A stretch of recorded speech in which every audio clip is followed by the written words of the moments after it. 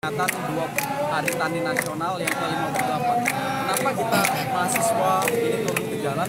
Karena pada saat ini pertanian para petani di Indonesia ini belum makmur. Masih banyak sekali kebijakan dari pemerintah yang nggak sesuai gitu kan. Mulai dari ketika kita malah justru impor.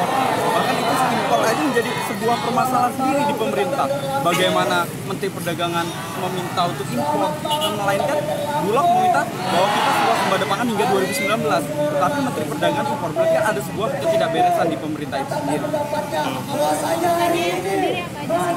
Sebenarnya tuntutan kita ada 6. Yang pertama adalah mendesak pemerintah untuk segera melaksanakan reforma agraria. Kenapa reforma agraria?